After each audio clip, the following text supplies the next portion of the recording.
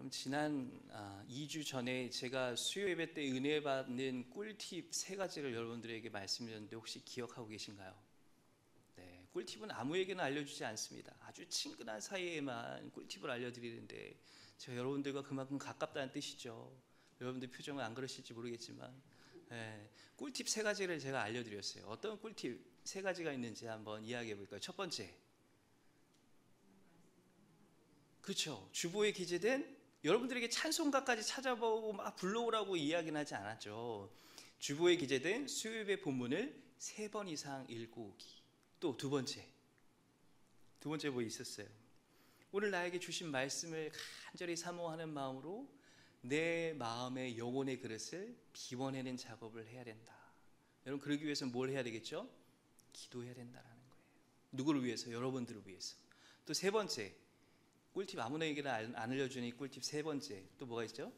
설교자를 위해서 기도하고 오셔야 된다. 여러분, 제가 앞에서 설교하면 다 압니다. 설교자를 위해서 기도해 주셨는지 안 한지. 여러분, 아무리 설교를 말씀을 열심히 묵상하고 준비한다고 한들 저를 포함한 여러분들이 기도가 없이 어떻게 성령의 역사가 일어날 수 있겠냐라는 거죠. 여러분, 이제 앞으로 꿀팁 안 알려드립니다. 잘 받아 적으셨다가 앞으로 누가 이 자리에서 설교를 하든지 간에 알려드린 꿀팁 3가지로 은혜 받을 수 있는 우리 모든 은성교회 식구들 다 될 수 있도록 여러분 간절히 축복합니다. 여러분, 우리가 5월을 항상 흔히 이렇게 많이 이야기를 했습니다. 뭐라고 이야기를 하죠? 5월은 가정의 달. 그렇다면 여러분, 6월은 어떤 달이라고 우리가 흔히 이야기를 하죠? 여러분 뭐 미리 사전에 다 예습한 것처럼 아주 잘 알고 계십니다. 호국 보훈의 달. 여러분, 호국 보훈의 달은 어떤 달이죠? 이 대한민국을 지키기 위해서 자신의 모든 것들을 희생하고 헌신하신 분들을 기념하기 위해서 제정된 달이죠. 그래서 우리가 대표적으로 어떤 날이 있죠? 6월 6일 현충일, 또한 6월 25일 6.25 한국 전쟁이 있었죠. 또 여러분 아시는지는 잘 모르겠는데 6월 29일 날, 제 기억으로는 2002년인가 기억합니다. 제가 상병으로 있을 때였어요. 2002년. 그때 제2연평해전이 한참 월드컵 있는 때에 그때 있었던 기억이 있습니다. 이런 모든 날들이 다 6월 달에 몰려 있어요. 그러면서 6월 달에 이 나라를 지키기 위해서 수고하고 헌신하고 자기 모든 것들을 바치신 그 분들을 기념하기 위해서 제정된 달, 그래서 호국 보훈의 달이라고 우리가 흔히 이야기합니다. 그분들의 숭고한 희생과 헌신이 있었기에 지금 우리가 대한민국에서 자유와 평화를 누릴 수 있고 그리고 살아가고 있다는 것을 여러분들이 꼭 기억하시고, 6월 호국 보훈의 달 그냥 지나가는 것이 아니라 늘 나라를 사랑하는 마음을 우리 마음 가운데 품고 살아갈 수 있는 우리 모든 은성교회 식구들 다 될 수 있기를 바랍니다. 그럼 본격적으로 오늘 본문을 좀 살펴보기를 원할 때 먼저는 우리가 좀 디모데후서가 어떤 책인가 좀 우리가 살펴볼 필요가 있습니다. 디모데후서는 신약 성경에 있죠. 사도 바울이 자신의 영적인 아들인 누구에게요? 디모데에게 편지한 서신서가 바로 디모데후서입니다. 그런데 여러분, 우리가 흔히 디모데 전서, 후서, 디도서를 가리켜서 교회를 지도하며 다스리는데 요구되는 목회 지침에 관한 내용을 기록하고 있다고 해서 우리가 일명 목회 서신이라고 이야기하는 책이 바로 그 중에 한 권이 바로 디모데후서다라는 거죠. 여러분, 디모데전서는 AD 63년경에 바야흐로 이제 사도 바울이 로마 감옥에서 첫 번째 1차로 석방된 이후에 마게도냐 지역에서 기록한 책이 바로 디모데전서입니다. 반면에 디모데후서는 AD 66년 말에서 67년 초에 기록된 것으로 볼 수 있는데, 이때가 언제였느냐? 이제 사도 바울이 2차로 로마 감옥에 투옥된 시점이 바로 디모데후서가 기록될 당시의 시대적인 배경이다라는 것입니다. 그래서 편지 형식이기 때문에 누가 누구에게요? 발신인은 사도 바울, 수신인은 디모데. 여러분 조금 이제 정리가 되시나요? 조금씩. 디모데후서는 총 4장으로 구성되어 있습니다. 재미있는 구성은 뭐냐면 1장부터 4장까지가 바른 교훈, 즉 주의 말씀을 지키라, 가르치라, 주의 말씀에 거하라, 주의 말씀을 전파하라. 이렇게 4장을 통해서 주의 말씀을 지키고 가르치고 거하고 전파하라는 것을 이야기하고 있는 구성으로 되어 있다라는 것입니다. 근데 조금 더 디테일하게 우리가 디모데후서를 좀 살펴볼 필요가 있는데, 이때 기록될 당시 시대적인 상황을 보니까 로마의 대화제, 즉 AD 64년경이었죠. 이때 로마의 네로 황제의 대박해가 시작된 때였어요. 근데 사도 바울은 어디 있었다는 거예요? 로마의 차리찬 감옥. 여러분, 일반적으로 로마 감옥 하면 되게 좋을 것 같죠. 하지만 제가 말씀을 준비하다 보니까 로마의 감옥은 천장에 빛과 공기만 아주 조그맣게 비출 수 있는 조그만 구멍이 하나 있었다고 해요. 그 구멍이 하나 뚫려있는 음침한 지하 동굴이 바로 로마 감옥이었어요. 지금 로마의 네로 황제가 대박해, 대화재 이후에 아주 큰 박해가 있었어요. 환란이 있었습니다. 그때 사도 바울은 하필 공교롭게도 차리찬 로마의 감옥 지하 동굴이 있었던 거예요. 빛으로는 하나 조그만 동굴에서 하나의 빛만 비추는, 조그만 숨 마실 수 있는, 빛만 비칠 수 있는 그 동굴 지하 로마의 감옥 안에 갇혀서 디모데후서를 자신의 사랑하는 영적인 아들인 디모데에게 기록하고 있었다라는 것입니다. 전승에 의하면 바울은 AD 67년경 로마 인근에 있는 오스티안 가도, 즉 오스티안 웨이라는 곳에서 순교를 참수형을 당하게 되죠. 순교를 당하게 되는 것으로 전해지고 있습니다. 다시 말해 디모데후서는 사도 바울이 순교 당하기 직전에 마지막으로 기록한 책입니다. 자신의 믿음으로 낳은 영적인 아들 디모데를 향한 아주 따뜻하고 애틋한 마음이 아주 구구절절하게 녹아져 있는 책이 바로 뭐라는 거예요? 디모데후서라는 겁니다. 그의 따뜻한 부성애뿐만 아니라 여러분, 마지막 기록한 책이라고 하면 우리가 흔히 어떤 것으로도 비교할 수 있죠? 유언으로도 비교할 수 있지 않겠습니까? 여러분, 유언에는 어떤 내용들이 담겨 있어요? 아주 진실하고 진솔하고 거짓말 할 수 있어요? 없어요? 없다라는 거예요.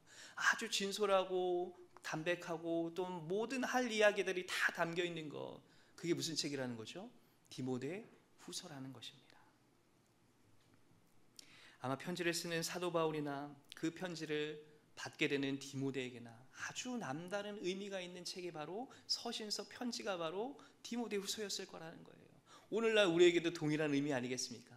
사도 바울의 마지막 순교당하기 직전에 기록한 편지 형식의 서신서, 여러분 구구절절 담겨있는 내용, 오늘날 그 당시에 받는 디모데에게나 오늘날 이 디모데후서를 읽는 독자인 우리에게나 동일한 은혜가 있는 줄 믿으시길 바랍니다.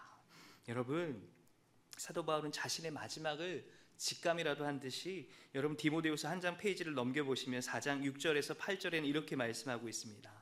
전자와 같이 내가 벌써 부어지고 나의 떠날 시각이 가까웠도다. 나는 선한 싸움을 싸우고 나의 달려갈 길을 마치고 믿음을 지켰으니 이제 후로는 나를 위하여 의의 면류관이 예비되었으므로 주 곧 의로우신 재판장이 그날에 내게 주실 것이며 내게만 아니라 주의 나타나심을 사모하는 모든 자에게 도니라. 아멘. 여러분, 사도 바울은 직감적으로 자신의 마지막인 것을 영적으로 직감적으로 알고 있었던 거예요. 자신의 떠날 시각이 가까웠다. 여러분, 정말 이제 마지막으로 자기가 남길 수 있는 모든 내용을 어디에 담았다는 거예요? 디모데 후서에 담아서 자신의 사랑하는 영적인 아들인 디모데에게 편지하고 있는 책입니다. 여러분, 이 디모데후서 오늘 본문을 통해서 자신의 마지막 유언과도 같은 이 내용을 통해 그리스도 예수의 좋은 병사라는 제목으로 우리 함께 말씀의 은혜를 나누도록 하겠습니다. 첫 번째, 그리스도 예수의 좋은 병사는 예수 안에 있는 은혜 가운데 머물 때 비로소 강해진다는 사실입니다. 여러분, 우리 1절 다시 한번 봉독해서 함께 합독해 보도록 하겠습니다. 시작. 내 아들아, 그러므로 너는 그리스도 예수 안에 있는 은혜 가운데서 강하고. 아멘. 여러분, 먼저 어떻게 시작을 하고 있는 거예요? 먼저 자신의 사랑하는 영적인 아들인 디모데를 향해서 뭐라고 고백하고 있다는 거예요? 내 아들아. 여러분, 아까도 말씀드렸죠. 디모데후서는 이제 사도 바울이 기록할 수 있는 마지막 기록하고 있는 책이었어요. 자신의 애틋하고 자신의 사랑하는 마음을 담아서 뭐라고 고백하고 있어요? 내 아들아. 영적인 디모데를 향해서 간절한 마음으로 편지하고 있다는 것을 알 수 있다는 것이죠. 여러분, 우리가 읽지는 않았지만 디모데후서 1장 8절도 한번 보시기 바랍니다. 1장 8절이죠. 잠시만요. 1장 8절이 아닌가 봐요. 제가 말씀을 좀 잘못 기록을 한 것 같은데, 사랑하는 아들 디모데에게 편지한다라고 이렇게 기록을 하고 있는 구절이 있는데 제가 1장 8절이 아니네요. 네, 네, 아무튼 사랑하는 아들 디모데에게 편지한다라고 시작을 하고 있는 그런 본문들도 살펴볼 수 있는데, 이건 중요한 게 아니에요. 근데 뭘 이야기하고 있냐면 그만큼 자신의 영적인 아들인 디모데를 애틋한 마음으로, 간절한 마음으로, 사랑하는 마음으로 담아서 지금 편지하고 있다는 것이 중요하다라는 겁니다. 내 아들아 라고 부르면서 뭐라고 권면하고 있냐면, 그러므로 너는 그리스도 예수 안에 있는 은혜 가운데서 강하라. 여러분, 뭐라고 권면하고 있다고요? 그리스도 예수 안에 있는 은혜 가운데 강하라는 거예요. 여러분, 누가 그리스도 예수의 좋은 군사가, 좋은 병사가 될 수 있냐면 그리스도 예수 안에 있는 은혜 가운데 머물 때 비로소 좋은 군사가 될 뿐만 아니라 강해질 수 있다는 거예요. 좋은 군사로요. 여러분, 본문을 통해서 충성된 복음의 사역자가 어떤 상태에 있느냐라는 것들을 세 가지를 통해서 지금 사도 바울은 이야기하고 있습니다. 뭐냐면 오늘 본문인 병사로 복무하는 자, 또 여러분 좀 밑으로 내려가시면 경기하는 자, 또 마지막으로 어떤 사람이 있냐면 수고하는 농부, 이렇게 세 가지 비유를 통해서 충성된 복음 사역자가 어떤 사람들이냐에 대한 부분들을, 비유를 이렇게 세 가지를 하고 있는데, 우리가 오늘 살펴볼 말씀은, 본문의 말씀은 병사로 복무하는 자에 대한 부분들이라는 거예요. 그럼 여러분, 누가 그리스도의 군사일까요? 여러분 한번 좀 생각해 봤으면 좋겠어요. 당시에는 사도 바울이 자신의 영적인 아들인 디모데를 향해서 그리스도 예수의 좋은 군사라고 지칭하고 있는데, 그렇다면 오늘날 그리스도의 군사는 누구를 가리키는 것일까요? 아마도 복음을 듣고 예수 그리스도를 구주로 영접하여 땅끝까지 이르러 복음의 증인으로 살아가라는 그리스도의 지상 명령을 수행하기 위한 우리 모두를 가리킨다라고 볼 수 있다라는 것입니다. 다시 말해, 복음을 전해 죽어가는 영혼을 살리고 하나님의 나라를 확장시키기 위해 선한 싸움을 감당해야 하는 우리 모두가 그리스도의 군사라는 것을 이야기하고 있다는 거예요. 당시에는 사도 바울이 그냥 자신의 영적인 아들인 디모데에게만 편지하고 있는 그런 서신서이지만, 이 편지를 읽는 오늘날 독자인 우리도 마찬가지로 그리스도의 군사라는 것입니다. 특별히 그리스도 예수의 좋은 군사가 되기 위한 첫 번째 비결을 사도 바울은 디모데에게 이렇게 이야기하고 있는데, 그리스도 예수 안에 있어야 된다라는 것을 강조해서 이야기하고 있습니다. 여러분, 인간의 동기를 설명하는 가장 보편적으로 이용되고 있는 메슬로우의 욕구 단계 이론이라는 것이 있습니다. 이것을 크게 5가지로 정리할 수 있는데, 자아 실현의 욕구, 또한 두 번째로 보니까 존경의 욕구, 애정과 소속의 욕구, 그 다음에 안전에 대한 욕구, 그 다음에 생리적인 욕구, 이렇게 5가지가 있다라고 합니다. 즉 우리가 살펴볼 이 메슬로우의 욕구 단계 이론 중에서 세 번째 소속의 욕구에 대한 부분들을 우리가 좀 살펴보기를 원합니다. 메슬로우에 의하면 인간은 누구나 규모가 크든 작든 사회 집단에 소속되어 수용하고자 하는 욕구가 있다라고 주장을 합니다. 규모가 큰 사회 집단의 예로는 직장 동료나 종교단체, 전문적인 조직, 스포츠 팀과 같은 그런 단체가 좀 규모가 큰 어떤 소속된 집단이라는 것입니다. 좀 소규모 사회 집단을 예로 들면 가족 구성원, 연인 혹은 멘토나 친구 관계 등이 여기에 속한다라는 것입니다. 이런 많은 사람들이 이 소속에 대한 욕구가 결핍되었을 때 나타나는 특징이 있어요. 문제가 나타나는데, 어떤 문제가 나타나냐면 여러분, 외로움 또는 사회적인 고통을 겪게 된다라는 거예요. 스트레스와 우울증에 취약해질 수밖에 없다라는 거예요. 언제요? 소속에 대한 욕구가 약할 때, 결핍될 때 그러한 우울증이나 외로움이나 사회적인 고통이나 스트레스에 시달린다라는 거예요. 여러분, 사람은 발달 단계에 따라 어딘가 무언가에 반드시 소속되어야만 안정감이나 소속감이나 연대감이나 어떤 거기에 따른 친밀감을 느끼게 된다는 거예요. 예를 들어 볼까요? 여러분, 갓난아기는 누구 안에 있어야만 안정감과 친밀감을 느끼겠습니까? 갓난아기. 그렇죠. 부모님, 더 특별히 구체적으로 들어가면 엄마 품 안에 있을 때 여러분, 그 갓난아기가 뭘 느끼게 될까요? 안정감과 친밀감을 느끼게 되는 거예요. 엄마 품 안에서. 여러분, 우리 청소년기에 있는 부모 중에 우리 청소년기에 있는 아이들을 둔 부모님들 계시죠? 우리 청소년기에 있는 아이들은 발달 단계에 따라 보면 누구 안에 있어야만 안정감을 누릴까요? 연대감을 누릴까요? 같은 또래 친구 집단 안에 있을 때. 여러분, 그렇다면 우리가 소속되어 있는 장년기는 어떨까요? 장년기는 어떤 직장이나 어떤 동아리, 자기가 좋아하는 어떤 취미 활동으로 움직이게 되는 동아리 같은 어떤 집단에 우리가 소속되어 있을 때 그 가운데서 소속감이나 연대감이나 자아실현에 대한 부분들을 발견하고 느끼게 된다는 거예요. 그런데 여러분, 오랫동안 직장을 다니던 분들이 그 다니던 직장을 잃어버리게 됐을 때를 한번 생각해 보시기 바랍니다. 그분들에게 나타나는 특징이 어떻죠? 앞서 말씀드린 바와 같이 외로움과 우울증과 여러 가지 사회적인 고통과 스트레스에 시달리는 것을 보게 돼요. 특별히 어떤 분들이 더 그래요? 우리 남성분들, 오랫동안 20년, 30년 다니던 직장을 실직하게 될 때 얼마나 힘들어하는 분들 주변에서 많이 보게 되지 않습니까? 특별히 남자분들이 그렇다는 거예요. 그렇다면 그리스도의 군사라고 불리는 우리 그리스도인들은 어떨까요? 어디에 소속되어야만 우리가 소속감과 안정감과 친미감을 느끼게 될까요? 먼저는 1차적으로 우리 은송교회라는 큰 교회 공동체 안에 소속되어 있어야만 그런 영적인 친밀감과 소속감과 연대감을 느끼게 된다는 거예요. 그런데 조금 더 구체적으로 들어가 보니까 영적으로 보게 되면 우리 각자를 보게 되면 누구 안에 거해야 된다는 거예요? 오늘 말씀에서와 같이 그리스도 예수 안에 있는, 그리스도 예수 안에 있는, 여러분 안에라는 게 중요한 겁니다. 안에 누구누구 안에 어디에 속해 있느냐, 거기에 따라서 그리스도의 좋은 군사가 될 수 있느냐 없느냐가 결정된다는 거예요. 오늘 말씀에 의하면요, 그리스도인이라고 불리는 그리스도의 군사 병사들은 어디에 소속되어 있어야 된다는 거예요?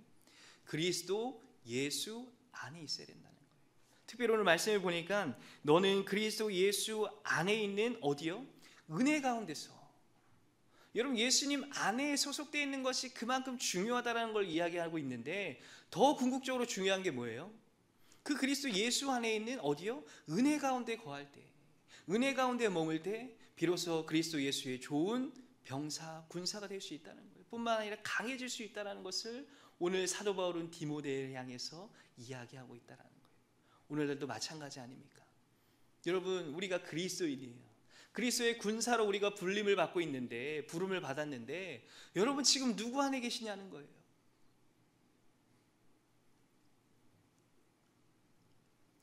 앞서 말씀드린 바와 같이 그리스도인으로, 그리스도의 군사로 우리가 그리스도 예수 안에 있을 때, 특별히 은혜 가운데 거할 때, 머물 때 비로소 그리스도의 좋은 군사가 될 수 있다는 거예요.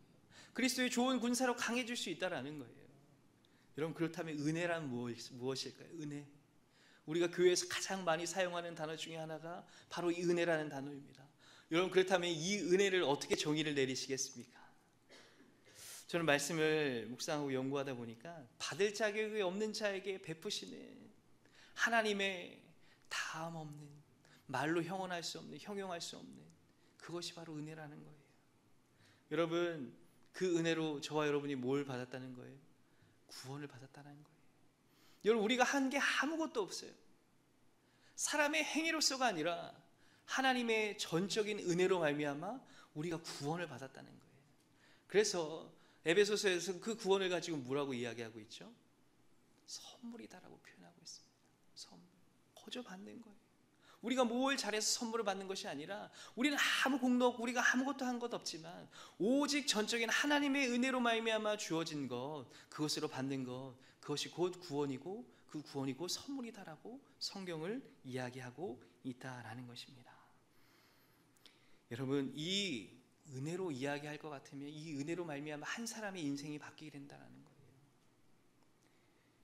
또한 궁극적으로 그리스도인이 그리스도인다워지며 그리스도 예수의 좋은 군사로 강하게 거듭날 수 있다라는 거예요.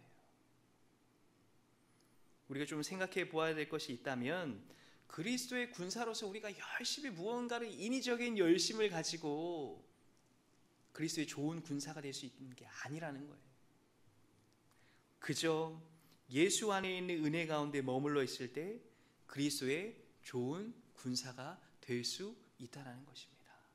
여러분, 때로는 우리가 많은 것들을 열심을 가지고 주님 앞에 나아가야 될 것 같은 그런 느낌 같은 느낌을 받을 때가 있어요. 하지만 여러분, 진짜 은혜 가운데 있을 때는 뭐냐면 그리스도 예수 안에 있을 때, 그 가운데 있는 은혜 가운데 머물러 있을 때, 그때야 비로소 그리스도인이 그리스도인다워지며 그리스도의 좋은 군사로 거듭날 수 있다는 거예요. 사도 바울은 지금 디모데를 향해서 그것을 권면하고 있다라는 것입니다. 그런데 이것은 누군가 강압적으로 억지로 끌어다가 이 자리에 앉힌다고 그 그리스도 예수 안에 있게 되는 것이 아니에요. 그 은혜 가운데 거할 수 있는, 머물릴 수 있는 것이 아니라는 겁니다. 그것은 예수 그리스도가 어떤 분인지 그 은혜를 깊이 있고 넓게 경험한 사람들만 찾고 고백할 수밖에 없는 것이다라는 거예요. 여러분, 예수 안에 있는 은혜 가운데 머물러 있다라는 것은 바로 그거예요. 예수 그리스도가 누구인지를 분명하게 인식하고 깨닫고 고백할 수 있는 분들만 그 안에 머물러 있을 수 있다는 거예요. 그렇다면 오늘날 많은 교회와 저와 여러분 그리스도인이라고 불리는 사람들을 한번 보시길 바랍니다. 세상의 물질, 권력, 명예 안에 있을 때 강해진다고 착각한 나머지 요즘 교회 안에서 불거지는 문제들을 한번 보세요. 수많은 문제들이 바로 교회와 그리스도인들 안에 세속화되어 버린 기준과 가치관이 그리스도 예수 안에 있는 은혜보다 우선시 되면서 영적으로 나약해진 그리스도의 군사가 되어버린 것은 아닌지 우리가 좀 살펴볼 필요가 있다라는 것입니다. 다시 한번 동일하게 여러분들께 질문을 드립니다. 여러분 지금 누구 안에 거하고 계십니까? 그렇다면 여러분 어떤 은혜 가운데 머물러 계십니까? 여러분 혹여나 세상 안에 여전히 여러분들 스스로를 가둬놓고 있지는 않습니까? 그리스도의 은혜 가운데 머물러 있는 것이 아니라 세상의 물질의 풍요와 여러 가지 세상에서 주는 그 만족 가운데 여러분 머물러 있는 것은 아닙니까? 우리가 다시 한번 오늘 주어진 본문을 통해서 주님께서 우리 가운데 말씀하시는 것은 우리가 누구 안에 거하고 있는지, 우리가 어떠한 은혜 가운데 머물러 있는지 오늘 주님께서는 저와 여러분들에게 묻고 계신다라는 거예요. 오늘 사도 바울이 디모데에게 편지한 이 내용을 통해서 다시 한번 우리가 영적으로 돌아보며 점검할 수 있는 저와 여러분의 삶이 되었으면 좋겠습니다. 우리가 그리스도 예수 안에 있는 은혜 가운데서 머물러 있을 때 비로소 우리가 그리스도 예수의 좋은 군사가 될 수 있다라는 사실을 여러분 꼭 기억하고 명심하며 살아갈 수 있는 저와 여러분의 삶이 될 수 있기를 간절히 축복합니다. 두 번째, 그리스도 예수의 좋은 병사는 훈련을 통해서 만들어진다라는 사실입니다. 여러분 3절 말씀을 우리 이미 봉독했지만 함께 한 목소리로 한 번 더 읽어보도록 하겠습니다. 시작. 너는 그리스도 예수의 좋은 병사로 나와 함께 고난을 받으라. 아멘. 여러분 지금 사도 바울이 자신의 영적인 아들인 디모데에게 두 번째로 권면하고 있는, 즉 다시 말해서 좋은 그리스도의 좋은 군사가 되기 위한 두 번째 비결을 뭐라고 이야기하고 있냐면 훈련을 받아야 된다는 거예요. 여러분 강한 군인은 강한 훈련을 통해서만 반드시 만들어지기 마련이다라는 거예요. 여러분 대한민국에서 태어나 신체 건강한 남자들이라면 반드시 국방의 의무를 이행을 하게 됩니다. 나라의 부름을 받고 입대에 제일 먼저 가게 되는 곳이 바로 훈련소입니다. 훈련소에서 여러분 어떤 훈련을 하는지 아십니까? 사격을 하고, 여러분 저도 기억이 나요. 화생방 훈련 진짜 아주 그냥 너무 싫더라고요. 아주 나올 수 있는 구멍에서 다 나와요. 뭐가 화생방 훈련을 하게 되고요. 또한 제가 공군 출신이긴 한데 좀 훈련이 뭐 다른 군에 비하면 그렇게 뭐 크게 뭐 힘들진 않지만 그래도 훈련소 때는 받을 훈련을 다 받더라고요.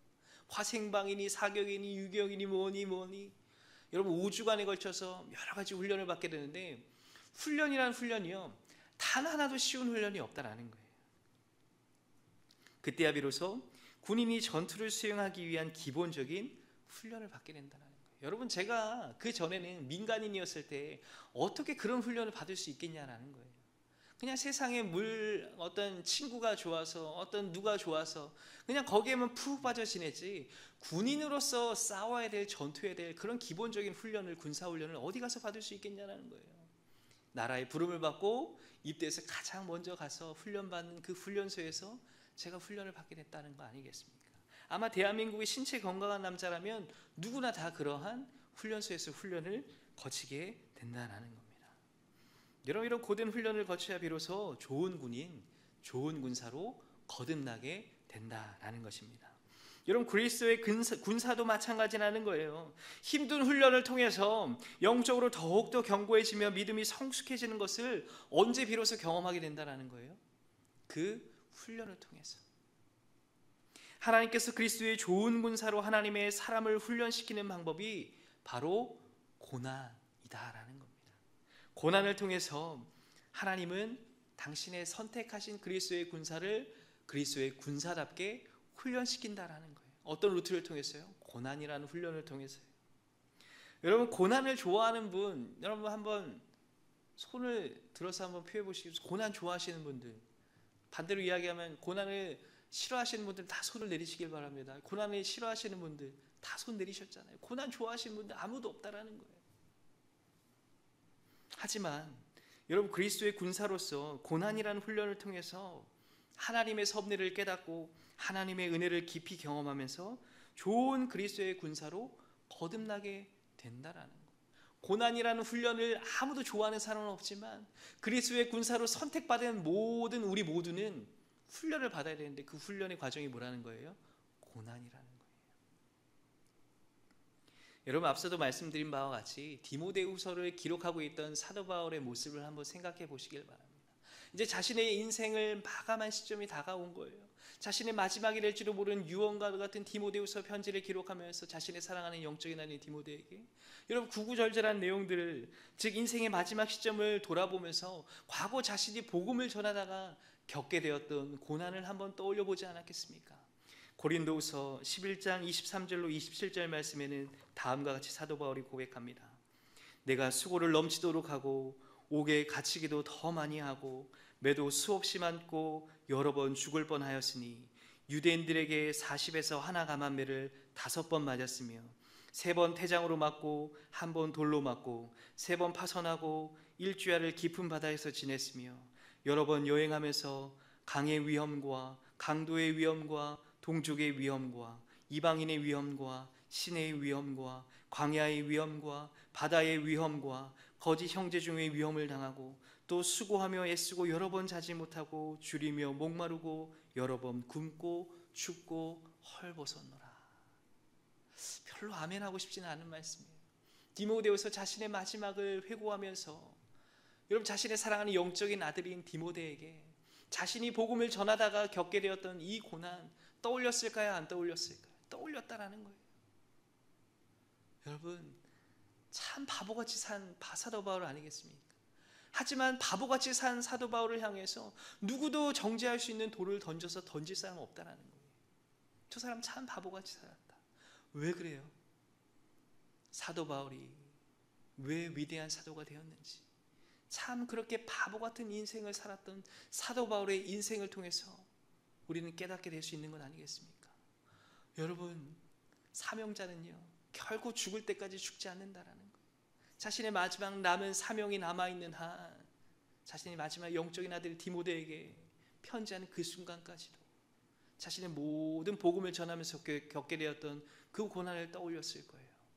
그러면서 디모데에게 뭐라고 권면하고 있다고요? 너는 그리스도 예수의 좋은 병사로 나와 함께 고난을 받으라. 여러분, 일반적으로 사랑하는 사람들에게 편지할 때 자신이 겪었던 고난에 대해서 여러분, 나와 함께 고난을 받아라 이렇게 이야기할 수 있어요? 내가 겪었던 고난에 대해서 어떻게 하면 피할 수 있는지 정말 사랑하는 사람들에게라면 그 내가 겪었던 고난을 되물림하듯이 그런 이야기를 할 수 있어요? 없어요? 없다라는 거예요. 이렇게 하면 그 고난을 피할 수 있다. 오히려 그 방법을 알려준다라는 거예요. 그런데 사도 바울은 독특하게 디모데를 향해서 뭐라고 고백하고 있다는 거예요? 나와 함께 고난을 받으라는 거예요. 사도 바울은 아직 어리고 목회의 경험이 다소 부족한, 아마 당시엔 에베소에서 디모데가 사역을 하고 있었을 거예요. 디모데가 앞으로 복음을 전하는 사역자로서 겪게 될 여러 가지의 고난을 통해 나약하고 연약한 종이 아니라 그리스도 예수의 좋은 군사로 거듭나고 성장하기를 간절히 원하는 마음으로 너는 이렇게 하면 그 고난을 피할 수 있다라고 권면하는 것이 아니라 너는 그리스도 예수의 좋은 병사로 나와 함께 고난을 받으라. 즉 그 고난이 어떤 고난이었어요? 앞서 고린도후서에서 이야기한 대로 자신의 어떤 삶에 회고한 대로 자신이 복음을 전하면서 받았던 그 모든 고난을 지금 함께 받자꾸나 라고 지금 디모데에게 권면하고 있는 것을 볼 수 있다라는 것입니다. 여러분, 오늘날 우리가 살아가는 복음을 전하는 현장은 어떻습니까? 마치 전쟁터를 방불케 한다라는 거예요. 특별히 코로나 시대를 맞이하면서 살아가면서 여러분, 전도하기가 더 쉬워졌어요? 더 어려워졌어요? 더 어려워졌어요. 도대체 이제는 뻥과자를 들고 나가도 안 된다는 거예요. 뭘 들고 나가야 될지 모르겠어요. 복음을 전하는 방법들이 다 막혀 있어요. 복음을 전하는 전도지도 안 받고요. 뭘 주겠다고 해도 안 받는다는 거예요. 요즘같이 복음을 전하기 힘든 상황은 복음을 전하고자 하는 복음 사역자의 마음을 더욱더 힘들게 한다는 거예요. 하지만 상황과 환경이 힘들다고 어렵다고 해서 그리스도인들에게 맡겨주신 지상명령인 명령이신 이 복음을 전하는 사명마저 우리는 소홀히 여겨서는 안 된다는 거예요. 여러분, 그렇다면 우리 은성교회 특성상 내가 직접 나가서 복음을 전할 수 없다면 그럼 어떻게 해야 되는 것이겠습니까? 저에게 묻는 분이 계시다면 여러분, 복음의 현장, 전쟁터를 방불케 한다는 거예요. 우리가 직접 나아가서 그 고난에 동참할 수 있는 방법이 실질적인 직접적인 방법들이 없다면 여러분, 이런 방법들은 어떻겠냐라는 거예요. 여러분, 우리를 대신에 누가 나가 있다라는 거예요? 선교사님들이 일선에 나가서 지금 그 전쟁터를 방불케 하는 각 나라별로 지역마다 퍼져 있는 우리 선교사님들이 나가 있는 것 아니겠습니까? 여러분, 그렇다면 우리가 삶의 실천적인 부분들을 한번 구체적으로 한번 조개해 볼까요? 내가 나이가 많이 들어서, 내가 팔다리 어깨 무릎이 다 아파서 직접적으로 복음을 전하는 그 고난에 참여하고 동참하고 싶어도 동참할 수 없는 상황 가운데 있는 분이 계시다면 지금 일선에 나가서 복음을 전하는 선교사님들을 한번 떠올려 보시길 바랍니다. 여러분, 어떻게 해야 될까요? 우리가 후원하는 그 작은 물질 하나, 우리 선교사님들에게는 유용하게 쓰인다는 거예요. 여러분, 그 물질마저도 나에게는 없습니다 라고 하시는 분들은 어떻게 해야 되겠어요? 내가 짧게라도 10분이라도 20분이라도 5분이라도 그 선교사님들을 위해서, 선교사님의 사역을 위해서 기도하는 것, 여러분, 그 정도의 고난에 우리가 함께 동참할 수 있는 것 아니겠습니까? 여러분, 멀리 내가 직접적으로 나가야만 그것이 복음의 고난에 동참하는 것이 아니에요. 내가 나이가 많이 들고 팔다리 어깨 무릎 모든 것이 성한 곳이 없을지라도 일선에 나가서 복음을 전하는 선교사님들을 생각하시면서 여러분, 이 말씀을 듣고 도전이 되시는 분들은 한번 잘 묵상하면서 기도해 보시길 바라요. 그것마저도 녹록치 않은 분이 계시다면 여러분, 5분, 3분, 10분 기도하는 것, 여러분 그 정도의 복음에도 동참해야 되는 건 아니겠습니까? 여러분, 그게 그리스도의 고난에 함께 고난을 받으라, 사도 바울이 디모데에게 권면하고 있었던 그리스도의 좋은 군사로 거듭나는 그 방법, 두 번째 비결이다라는 것입니다. 마지막으로 세 번째, 그리스도 예수의 좋은 군사는 병사로 모집한 자를 기쁘시게 하기 위해 부름을 받은 사람들이다라는 것입니다. 우리 마지막으로 4절 한 번만 크게 읽어보도록 하겠습니다. 시작. 병사로 복무하는 자는 자기 생활에 얽매이는 자가 하나도 없나니 이는 병사로 모집한 자를 기쁘게 하려 함이라. 아멘. 여러분, 마지막으로 사도 바울이 자신의 영적인 아들인 디모데에게 권면하고 있는 세 번째, 그리스도 예수의 좋은 군사가 되기 위해서는 뭐라고 권면하고 있냐면 자기 생활에 얽매이는 자가 없다라는 거예요. 그 이유가 병사로 모집한 자를 기쁘시게 하기 위함이다라는 것입니다. 여러분, 나라로부터 부름을 받아 군에 입대한 군인들은 자기 마음대로 살아갈 수가 없어요. 왜냐하면 군인으로서 지켜야 할 규칙이 있기 때문입니다. 그 규칙을 지키기 위해서는 자신의 익숙해져 있던 생활에 더 이상 얽매여 있을 수가 없는 거예요. 예를 들면 자신의 정들었던 집에서 계속 근무를 하면서 여러분, 군 생활을 할 수 있습니까? 없습니까? 없다라는 거예요. 또한 뿐만 아니라 자기가 가족으로부터 어떻게 되는 거죠? 멀리 떨어져 지내야 된다는 거예요. 뿐만 아니라 자신의 익숙한 생활 습관과 작별을 해야 된다는 거예요. 또한 길었던 머리를 짧게 자르고, 또한 뭐가 있죠? 자신의 즐겨 입던 옷을 벗고 어색한 군복으로 갈아입게 됩니다. 또한 늦잠을 잘 수도 없고 먹고 싶은 것을 마음대로 먹거나 내가 가고 싶은 것을 마음대로 갈 수 없다라는 거예요. 그래서 100일 휴가를 나오는 군인들, 여러분 뭐 자녀들이 군대에 갔다 오신 분들이나 주변에 어떤 그런 군대 간 청년들이 있다면 아실 거예요. 100일 휴가 나와서, 요즘은 어떤지 모르겠습니다. 제가 100일 휴가만 나올 때만 해도 뭘 먹고 싶은지 어딜 가고 싶은지 다 빼곡하게 적었던 기억들이 있어요. 그리고 아마 군대에 갔다 왔던 자녀를 어떤 아들을 두신 분들이라면 다 아실 거예요. 그럼 자기 마음대로 생활할 수 없는 거예요. 자기 생활에 얽매일래야 얽매일 수 없는 것이 군인이라는 거예요. 그리스도의 군사도 마찬가지라는 것입니다. 4절 말씀과 같이 그리스도의 군사로 지켜야 할 기본적인 원칙 자체가 자기 생활에 얽매일 수 없다는 거예요. 여기서 자기 생활이란 좁은 의미로는 생계를 꾸려나가는 생업을 의미합니다. 좀 넓은 의미로 우리가 살펴본다면 나에게 허락된 개인의 모든 삶에서의 사적인 일을 포함한다는 거예요. 다시 이야기하면 자기 생활에 얽매일 수 없다는 것은 나에게 주어진 생계와 생업 뿐만 아니라 나에게 지어진 모든 사적인 일, 그 모든 것들을 자기 생활이라고 이야기하는 것입니다. 즉 삶에 자기에게 주어진 모든 삶의 영역을 이야기한다고 해도 과언이 아니라는 것입니다. 사도 바울이 디모데에게 강조했던 것이 바로 그것입니다. 자기 생활의 모든 것들을 단절시키라는 것이 아니에요. 자기 생계를 끊고 오직 교회의 모든 직분과 교회 일만 맡아서 하라는 것이 아니라는 거예요. 자기의 생계도 유지할 대로 유지하고 자기에게 주어진 모든 시간들을 잘 활용하되 자기의 만족과 유익만을 위해서 쓰지 말라는 것입니다. 병사로 복무하는 자로서 자신의 신분을 망각하게 하는 개인적인 삶을 단호하고 과감하게 버리라. 아예 자신의 모든 삶을 드리라는 것이 아니라 자신에게 허락된 그 얽매이기 쉬운 그리스도의 군사로서의 신분에 얽매일 수 있는 것들을 과감하게 벗어버리라는 거예요. 더 쉽게 표현하자면 공과 사를 구분하여서 주객이 전도되는 일은 가급적 삼가라는 것입니다. 여러분, 그리스도의 군사로 공적인 일은 뭘 의미하는 것일까요? 바로 복음을 전하는 것 아니겠습니까? 복음을 전하는 것으로 병사로 모집한 자, 즉 예수 그리스도를 기쁘시게 하기 위해 부름을 받은 사람들이 저와 여러분이다라는 것입니다. 반대로 그리스도의 군사로 공적인 일은 제쳐두고 사적인 일에만 몰두하며 자기 자신의 만족과 유익만을 위해 부름을 받은 사람들이 아니라는 것을 의미한다는 것입니다. 여러분, 우리 공적인 일은 복음을 전해서 우리를 모집한 자, 즉 예수님을 기쁘시게 하는 게 우리의 공적인 업무라는 거예요. 그런데 마치 우리의 사적인 업무, 즉 우리 가운데 허락된 세상에서 주는 그 기쁨과 만족과 유익만을 위해서 우리 가운데 허락된 그 모든 개인적인 생업과 우리에게 허락된 시간들을 거기에만 몰두해서 쓰지 말라는 것입니다.